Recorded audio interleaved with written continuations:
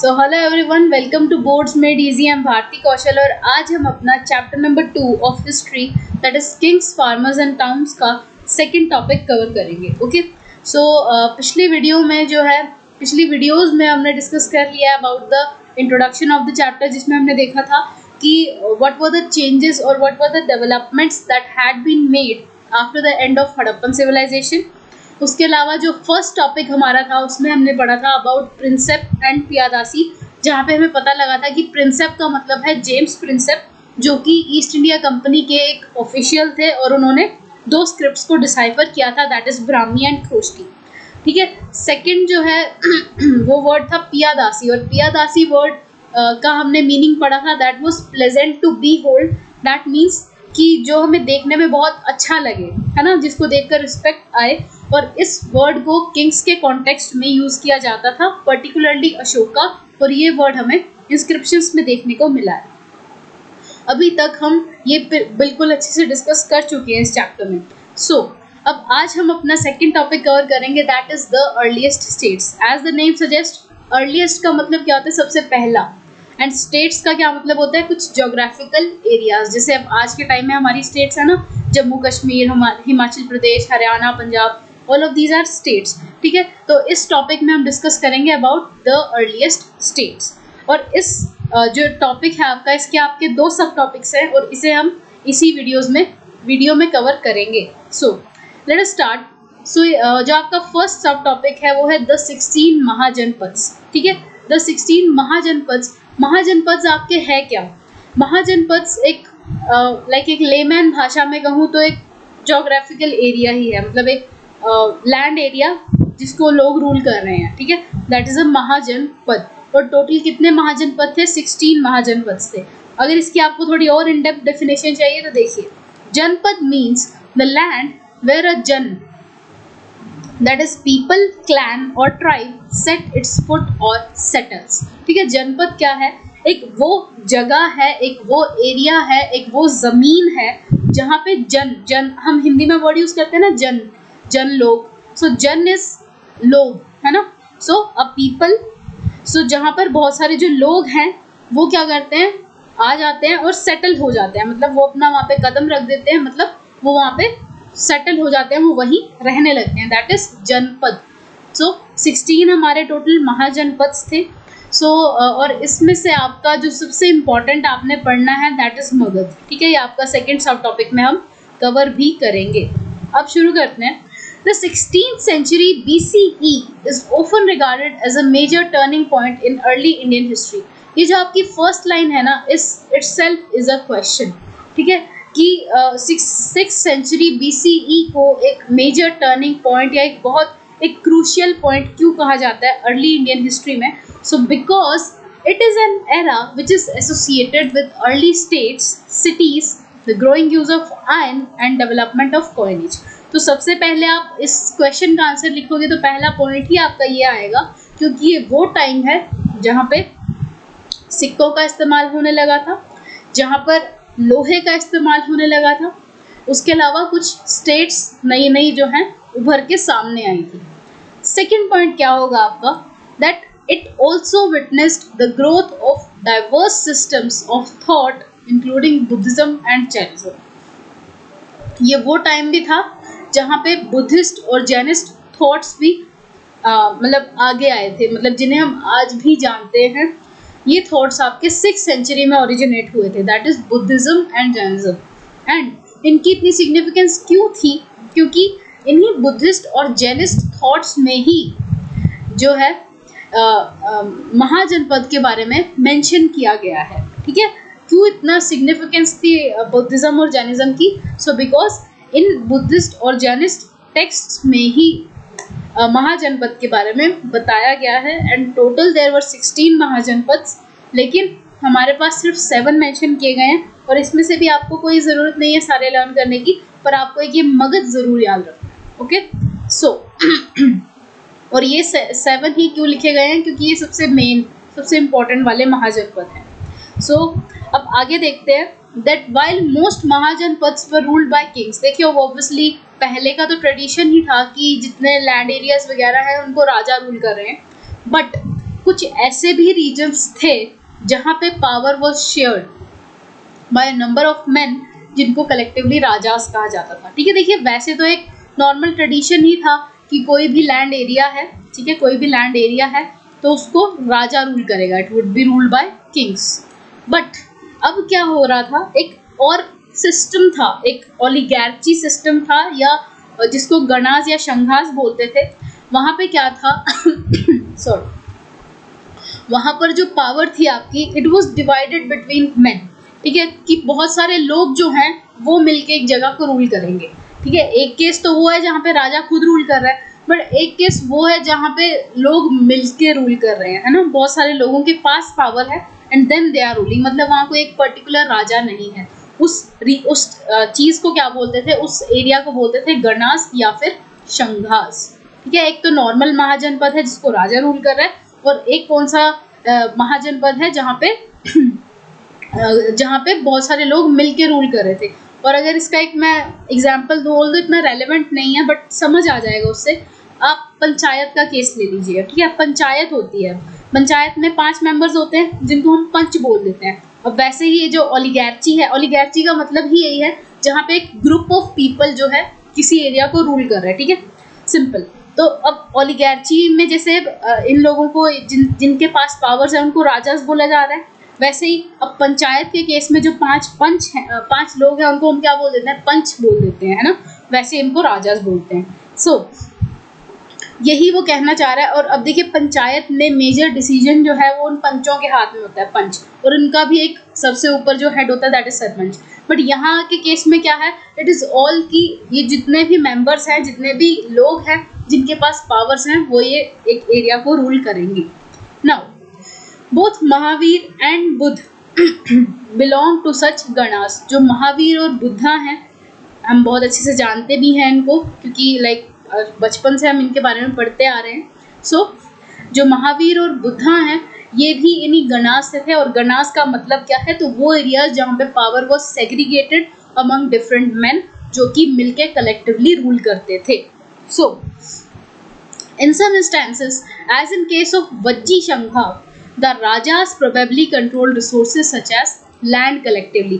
अब मेजर ये जो कलेक्टिव रूल का काम क्या था, मतलब इन सारे जितने भी राजास थे, मतलब वो लोग जिनके पास पावर्स थी इन सम एरियाज, उनका काम था to control resources. Controlling resources मतलब कि ये जो जितने भी रिसोर्सेज हैं, लैंड है हमारा, वाटर है, उनको कंट्रोल करना, उसका ध्यान रखना। ठीक है, पर्टिकुलरली लैंड ही है। ये वज्जी शंघा के बारे में हल्की सी इंफॉर्मेशन इन्होंने दी है। Now although their histories are often difficult to reconstruct due to lack of resources, some of these states lasted for nearly. अब देखिए हमें इतनी इन्फॉर्मेशन इनके बारे में नहीं है, बट जितना थोड़ा बहुत मोटा मोटा पता है, तो सारे ये कहते हैं कि कुछ इनमें से ऐसे महाजनपद भी थे जो बहुत समय तक जिन्होंने रूल किया। अब आगे देखिए, each mahajanapada had a capital city. अब आपको ये भी ध्यान रखना है कि हर महाजनपद की अपनी एक कैपिटल सिटी थी। अब जैसे हमारे आज के टाइम में स्टेट्स हैं, उनकी अलग अलग कैपिटल्स है ना, जैसे जम्मू कश्मीर की श्रीनगर है, जैसे मध्य प्रदेश की भोपाल है, तो वैसे ही हर महाजनपद की भी अपनी एक कैपिटल सिटी थी, और वो ओपन फोर्टिफाइड थी। फोर्टिफाइड को एक ऐसा लिटरल मीनिंग तो I can't tell, but fortification पता है क्या होती है, जैसे ना जहाँ पे आप एक प्रॉपर सेग्रीगेशन कर देते हो, जैसे एक डिवीजन कर देते हो। सपोज कीजिए जैसे ये आपका एक ये पैलेस है, ठीक है, अब एक और लेयर यहाँ पे इसके आसपास बनी होगी जहाँ पे एक पर्टिकुलर काम होता होगा, से कल्टीवेशन होती होगी, ठीक है। फिर एक और सेग्रीगेशन है, यहाँ पे लगा लीजिए पेस्टोरलिज्म हो रहा था, ठीक है। फिर एक और यहाँ पे एक लेयर है, मतलब यहाँ पे एक और बिल्डिंग की कंस्ट्रक्शन हुई है जहाँ पे कोई और काम हो रहा है, जहाँ पे नॉर्मल रीजनल एक्टिविटीज हो रही है, तो that is called a fortification, जहाँ पे काम बड़ा स्मार्टली सेग्रीगेटेड है, ठीक है, कि कहाँ पे क्या काम होगा, एक ऑलरेडी प्री डिफाइंड रीजन है उसके लिए, that is called fortification. And उसको एक उस टाइम पे बड़ा ही एडवांस्ड माना जाता था, तो इसलिए हर महाजनपद की एक कैपिटल सिटी होती थी और ज़्यादातर ये फोर्टिफाइड ही होती थी, क्योंकि यहाँ पे इनको एक बहुत इफेक्टिव मेथड चाहिए ऑफ रूलिंग, ठीक है। क्योंकि देखिए जितनी चीज़ें मैनेज तरीके से होती हैं उतनी आसानी से आप किसी चीज़ को कंप्लीट कर पाते हो। अब सुबह आपको स्कूल जाना है, जब तक आपने उसको यूनिफॉर्म को पहले ही प्रेस करके नहीं रखा, सॉक्स कलेक्ट करके नहीं रखी, आप उतना ही लेट हो गए, उतना ही आपको समझ नहीं आएगा भाई कहाँ से क्या सामान ढूंढ के फिर कब मैं टाइम पे स्कूल जाऊँ। लेकिन उसी जगह जहाँ पे आपको सब कुछ प्री अरेंज मिल रहा है कि आप स्टोर में अपनी यूनिफॉर्म भी रख के सोए हो, आपके शूज़ भी पड़े हैं, सॉक्स भी पड़ी हैं, बैग भी पूरा पैक्ड है, आपको कोई प्रॉब्लम नहीं आएगी ना अपना काम करने में। सिमिलर केस अब राजा का था या नॉर्मल ये जो राजाज का था, मतलब जिनके पास पावर्स थी, क्योंकि देखिए पावर होना is not a big thing, actual में उस पावर को मैनेज करना इज़ मोर इम्पोर्टेंट।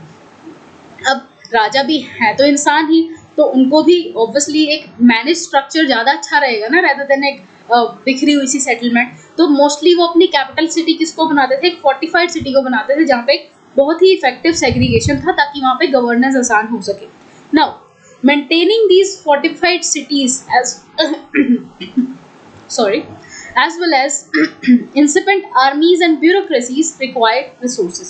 अब लेकिन ऐसी फोर्टिफाइड सिटीज को मेंटेन करने में पैसा तो लगता ही है ना। अब देखिए कोई भी चीज़ है आपकी कोई कार है, डेफिनेटली विद टाइम वो सर्विस मांगती है, वो मेंटेनेंस मांगती है। तो ये तो इतने बड़े बड़े रीजन्स हैं, क्या इनको पैसे की ज़रूरत नहीं होगी? होगी ना, डेफिनेटली होगी। एंड ब्यूरोक्रेसी भी चाहिए होगी। ब्यूरोक्रेसी क्या होता है? एडमिनिस्ट्रेशन ही तो होता है ब्यूरोक्रेसी का मतलब, कि कहाँ पे कैसे रूलिंग होगी। So all of this required resources, पैसा चाहिए इन सब चीज़ों के लिए। सो अब आगे बढ़ते हैं। देखिए जैसे हमने पढ़ा कि बुद्धिस्ट और जैन टेक्स्ट्स में महाजनपद के बारे में मेंशन था, वैसे ही ब्राह्मण्स ने भी अपने टेक्स्ट लिखे थे। ठीक है, बुद्धिस्ट जैन्स के अपने टेक्स्ट थे जहाँ से हमें महाजनपद की इंफॉर्मेशन मिली, वैसे ही ब्राह्मण्स ने भी अपने टेक्स्ट लिखे थे, संस्कृत लैंग्वेज में लिखे थे, और उसको क्या बोला क्या जाता था? धर्मसूत्रास बोला जाता था। मतलब कुछ खास डिफरेंस नहीं है, बस फ़र्क ये है कि जैन और बुद्धिस्ट टेक्स्ट का हमें एज सच एक लिटरल टर्म दी नहीं गई है बुक में, लेकिन ब्राह्मण्स के लिए उन्होंने बताया कि ब्राह्मण के टेक्स्ट को धर्मसूत्रास कहते थे। अब इस धर्मसूत्रास में है क्या? So these laid down norms for rulers. ठीक है, इन धर्मसूत्रास में क्या था? रूलर्स के लिए कुछ नॉर्म्स थे। नॉर्म्स मतलब रूल्स थे, ठीक है, प्रिंसिपल्स थे, लॉज थे कि किस तरह से उनको अपने एरिया को गवर्न करना है। ठीक है, उसके रूल्स दिए जाते थे, धर्मसूत्रा में लिखे जाते थे। कौन लिखता था? ब्राह्मण लिखते थे। And they were ideally expected to be Kshatriyas. फिर जो रूलर्स, धर्मसूत्रा में एक मेजर चीज़ क्या लिखी हुई थी कि जो रूलर्स हैं, राजा जो हैं, वो सिर्फ क्षत्रियास ही बन सकते हैं। ये उनका एक धर्मसूत्रा में मेंशन, मतलब उनका जो टेक्स्ट है उसमें मेंशन है ये चीज़। देखिए पहले टाइम में आपको पता ही होगा कि 4 वर्ण होते थे, है ना। 4 वर्ण कौन कौन से होते थे? ब्राह्मण होता था, क्षत्रियास, वैश्यास एंड शूद्र, है ना। ये 4 हमारे वर्ण हुआ करते थे। तो इसमें देखिए जो ब्राह्मण्स थे, ब्राह्मण के जो थॉट्स थे वो ये थे कि Brahmins could give a teaching, they could even gain knowledge. ठीक है, वो पढ़ भी सकते हैं, वो पढ़ा भी सकते हैं। And yes they can also take tributes from people, मतलब उनको रिस्पेक्ट मिलेगी, गिफ्ट्स मिलेंगे फ्रॉम अदर पीपल। ठीक है, कोई भी आर्टिसन है, क्राफ्ट्समैन है, वो सब इन्हें ट्रिब्यूट देंगे। ठीक है, ब्राह्मण्स को। Then second was Kshatriyas. Kshatriyas के लिए क्या रूल था उस टाइम पे कि क्षत्रियास जो है वो राजा बन सकते थे। ठीक है, मोस्टली जितने भी राजा रहे थे वो क्षत्रिय रूलर्स ही थे। ऑल्दो कुछ एक्सेप्शंस हैं, वो आप अपनी हिस्ट्री में पढ़ोगे, इसी साल ही पढ़ोगे। ठीक है, तो क्षत्रियास क्या थे? वो नॉलेज ले सकते थे, मतलब वो पढ़ सकते थे, वो राजा बन सकते थे। And third, they could also take tributes from other people. ये भी धर्मसूत्रा में मेंशन गया था। Then next is Vaishyas. Vaishyas जो थे ये हमारे मेनली व्यापार में ज़्यादा एनरोल्ड थे, जो मतलब यू कैन से ट्रेड ज़्यादा करते थे। ठीक है, मर्चेंट्स वगैरह जो थे वो वैश्यास में आ जाते थे। एंड शूद्रास को बेसिकली कहा जाता था to handle the basic works. ठीक है, जो नॉर्मल जो थोड़े बहुत वर्क्स थे क्लीनिंग वगैरह के, उसमें शूद्रास का रोल आता था। तो ये एक 4 वर्ण सिस्टम था, और धर्मसूत्रा में यही वर्ण सिस्टम मेंशन था जिसके अंडर स्पेशली लिखा गया था under the norms of rulers कि जो राजा है वो क्षत्रिय बनेंगे।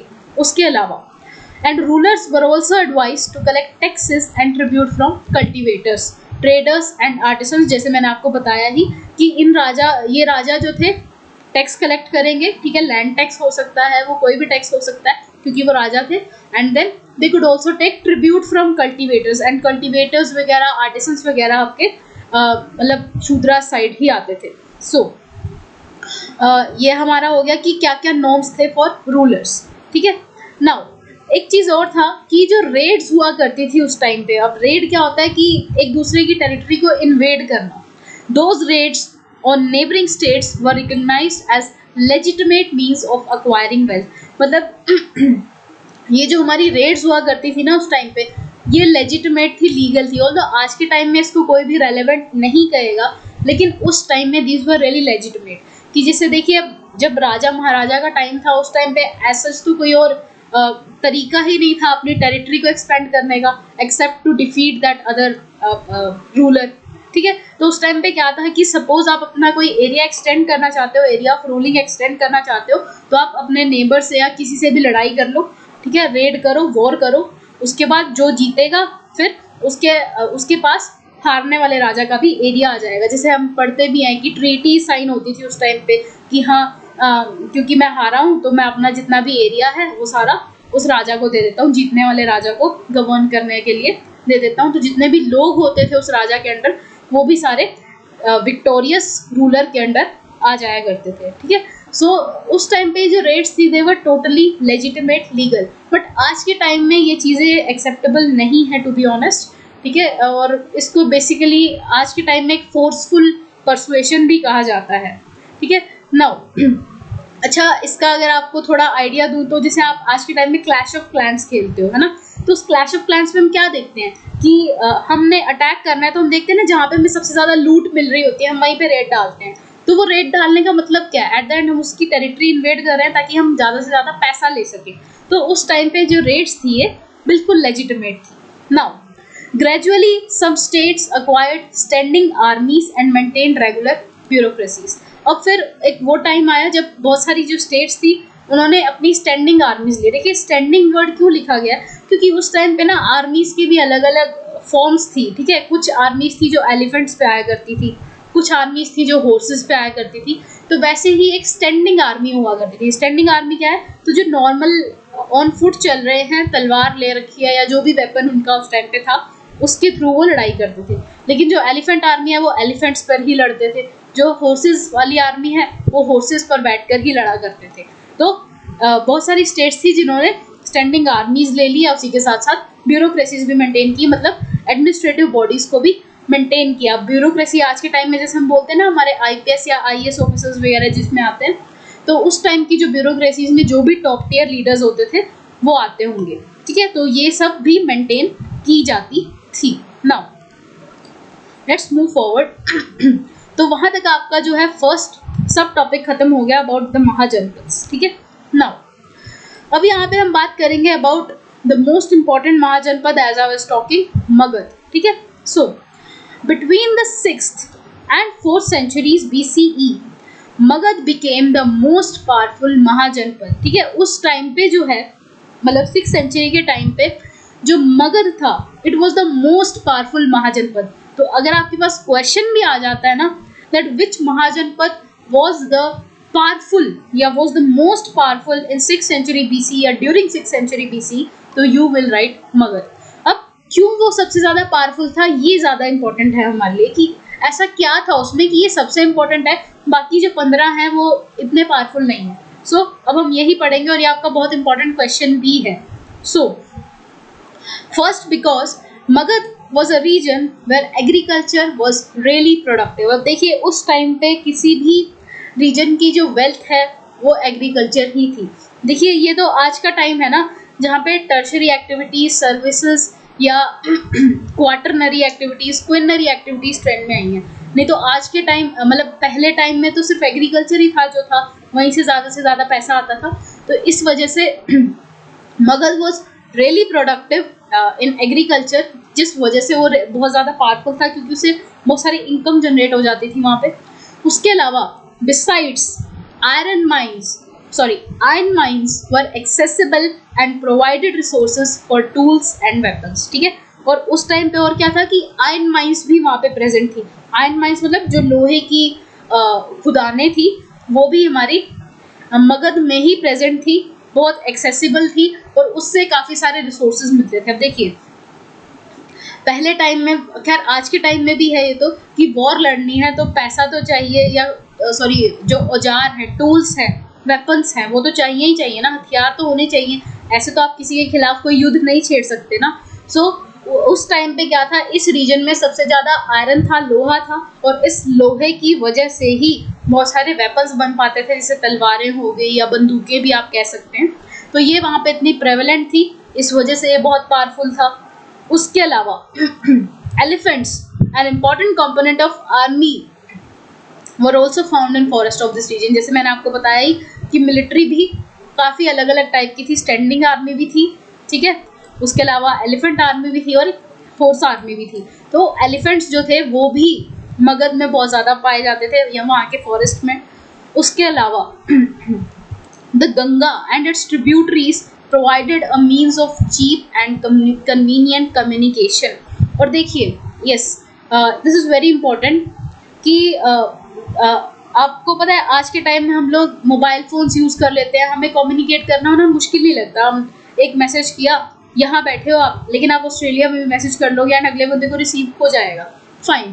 बट पहले टाइम में मोबाइल फ़ोन्स तो थे नहीं, एंड उस टाइम में क्या था कि मेनली हर चीज़ जो है वो ट्रांसपोर्टेशन पे ही डिपेंडेंट थी। मतलब even our communication was linked to transportation, कि पहले हम पिजन को कोई पिजन पे कोई लेटर बांध के भेजेंगे, वो एक जगह से दूसरी जगह पहुंचेगा, तब जाके वो लेटर अगले बंदे को रिसीव होगा जिसको हम वो भेजना चाहते हैं। या शिप्स के थ्रू चीज़ें जो है जाया करती थी एक जगह से दूसरी जगह, क्योंकि उस टाइम पे ना तो इतना ट्रांसपोर्ट था हमारे पास कन्वीनियंट, और ना ही हमारे पास इतना कम्युनिकेशन का साधन था, एक्सेप्ट दीज एनिमल्स हो गया, या फिर कुछ सिग्नल्स हम यूज़ करते थे, या वाटरवेज, ठीक है। So the routes of transport were linked to the lines of communication. तो उस टाइम पे जो है, अब गंगा बहुत ही इम्पॉर्टेंट थी for providing a cheap and convenient communication, क्योंकि पहले क्या होता था कि शिप्स में लोगों के लेटर्स जो हैं वो भर के जाया करते थे एक जगह से दूसरी जगह, एंड फिर वो दूसरी जगह पे पहुंचाए जाते थे, क्योंकि उस टाइम पे एरोप्लेन्स तो थे नहीं जो एकदम से कोई भी चीज़ आप हमारी एक जगह से दूसरी जगह पहुंचा दें। तो गंगा के थ्रू ही एक बहुत अच्छा एक लाइन ऑफ कम्युनिकेशन बना हुआ था, डेवलप्ड था। इस वजह से भी मगध बहुत ही प्रोमिनेंट था, क्योंकि मगध रीजन गंगा के तरफ ही पड़ता था, उसकी जो मेन ट्रिब्यूटरीज थी वो वहीं थी, जिस वजह से एक बहुत अच्छा कन्वीनियंट कम्युनिकेशन भी हो जाया करता था। Now, and early Buddhist and Jain writers wrote about Magad, attributed its power to the policies of individuals, ruthlessly ambitious kings of Bimbisara, Ajatasattu and Mahapadmananda, who were best known, and their ministers who helped implement their policies। और एक जो है Jain text या Buddhist text mention करते हैं, वो कहते हैं कि मगध इसलिए भी पावरफुल था क्योंकि यहाँ पे एक बड़े ही कॉम्पिटिटिव या एक बड़े ही ऊंचे उसूलों वाले राजा यहाँ पे रूल किया करते थे। जैसे नेम भी दिए गए हैं, बिंबिसारा, अजातशत्रु एंड महापद्मनंदा, कि ये रूलर्स इतने एम्बिशियस थे, इतने मतलब कॉम्पिटिटिव थे, एक इतने आगे की सोच रखने वाले थे कि इनकी पॉलिसीज़ बड़ी ही you can say strong decisions हुआ करते थे, जिनकी इम्प्लीमेंटेशन में इनके मिनिस्टर्स भी कोई कमी नहीं छोड़ते थे। सो इस वजह से भी मगध बहुत पावरफुल था, क्योंकि उनका जो एडमिनिस्ट्रेशन था वो काफ़ी स्ट्रॉन्ग था, काफ़ी यू कैन से पंचुअल था, या यू कैन से मतलब काफ़ी ज़्यादा सुनने वाला था अपने राजा की, ठीक है, इसलिए भी ये पावरफुल था। तो this was about why was Magadh the most powerful mahajanapada. बहुत इंपॉर्टेंट क्वेश्चन है, तो आपको ये पॉइंट्स याद रखने हैं कि यहाँ पे एग्रीकल्चर बहुत अच्छा था, आयरन माइंस जो थी वो प्रेजेंट थी, जिस वजह से वेपन्स बनाने में कोई दिक्कत नहीं आती थी। उसके अलावा कि यहाँ के जो रूलर्स थे वो बहुत एम्बिशियस थे, वो अपनी टेरिटरी को एक्सटेंड करना चाहते थे, पावरफुल बनाना चाहते थे। फोर्थ इज यहाँ पे एलिफेंट थे, ठीक है। उसके अलावा गंगा का रोल आपने छोड़ना नहीं है, इट इज़ रियली इंपॉर्टेंट, ठीक है। नाउ अब जो थोड़ी सी इसकी बैक हिस्ट्री देखेंगे मगध की, कि initially Rajagaha was the capital of Magadh. जैसे हमने पढ़ा भी था कि हर महाजनपद की अपनी एक कैपिटल सिटी थी, तो मगध की पहले मतलब मगध की जो सबसे पहली कैपिटल सिटी थी वो कौन सी थी? That was Rajagaha. ठीक है, अगर इसका लिटरल मीनिंग देखें तो राजा का घर। ठीक है, राज मतलब राजा, गाहा मतलब घर, तो राजा का घर। ठीक है, या फिर इसको आप राजगीर भी कह सकते हैं। जितनी भी आपकी हिंदी मीडियम वाली किताबें हैं उसमें राजगाहा को राजगीर लिखा गया है। ठीक है, तो वो भी गलत नहीं होगा। सो राजगाहा पहले कैपिटल थी मगध की। ठीक है, and interestingly the old name means house of the king. And Rajagaha भी एक फोर्टिफाइड सेटलमेंट थी, ये भी हम पहले पढ़ चुके हैं कि जितनी भी सेटलमेंट्स थी वो फोर्टिफाइड थी, एक बड़ी ही वेल मैनेज्ड थी, and located amongst hills. Later in 4th century BCE the capital was shifted to Pataliputra. लेकिन 4th century तक आते आते जो है मतलब 4th century के करीब आते आते, क्योंकि हम हिस्ट्री को पीछे से पढ़ते हैं ना, तो इसलिए 4th century तक आते आते क्या हुआ कि जो कैपिटल है वो शिफ्ट होगी टू पाटलिपुत्र। ठीक है, ये आपको नेम याद रखना है 1 मार्कर के लिए, बहुत इंपॉर्टेंट है कि what was the previous capital of Magadha and then what was the capital sorry जो कैपिटल नेम चेंज करके रखी गई थी वो भी पूछी जा सकती है, और जो कैपिटल पहले थी वो भी पूछी जा सकती है। ठीक है, commanding routes of communication along the Ganga, कि पाटलिपुत्र क्यों रखी गई थी राजगीर को चेंज करके? तो इसका रीज़न यही था कि यहाँ पे भी रूट्स ऑफ कम्युनिकेशन काफ़ी अच्छे थे, काफ़ी कन्वीनियंट थे। So with this we end our topic the earliest states. तो अगर आपको कोई भी डाउट हो तो do comment in the comment section. And is one thing that I would like to request is that कि आप लोग इन केस कुछ समझ नहीं आता है या आपको लगता है कि आंसर राइटिंग में कहीं प्रॉब्लम आती है ना, तो do have a look on my description box. ठीक है, डिस्क्रिप्शन बॉक्स में मैंने पूरे टॉपिक का हमेशा एक बहुत ही कंसाइज सा ना लिखा होता है, हर पॉइंट लिखा होता है कि कहाँ पे क्या हमने पढ़ा। ठीक है, फिर उस पॉइंट से ना आपको एक मिनी नोट्स की तरह वो काम करता है। ठीक है, एक कॉम्पैक्ट सा नोट्स की तरह वो काम करता है, जिसमें आपको हर टॉपिक की एक बहुत छोटी सी कंसाइज सी इन्फॉर्मेशन मिल जाती है। तो इन केस अगर आपके पास वो क्वेश्चन आता है ना, तो आप उसको स्टोरी लाइन की तरह लिख सकते हैं just by reading those points. ठीक है, एंड उनको आप इवन कैप्शंस की तरह भी यूज़ कर सकते हैं। तो एक बार वो ज़रूर देखा करो। और इन केस चलो नहीं देख पाते हो तो इट्स फाइन, अगर आप मुझसे भी अच्छे कैप्शंस बना सकते हो तो it's really good. In fact those efforts are commendable. But in case थोड़ा सा अगर आपको आइडिया चाहिए ना फॉर आंसर राइटिंग, तो just have a look on those pointers only. ठीक है, उसमें मैंने पॉइंट्स भी बनाए होते हैं और उसके नीचे सब पॉइंट्स भी लिखे होते हैं, सो दैट इन केस अगर आप उसको पढ़ो तो आपको वो देखते ही समझ में आ जाए कि कहाँ पे क्या कैसे लिखना है। ठीक है, so with this we end our topic the earliest states, and stay tune for the next video जहाँ पे हम अपना थर्ड टॉपिक डिस्कस करेंगे जिसका नेम है an early empire. So thank you and thank you very much.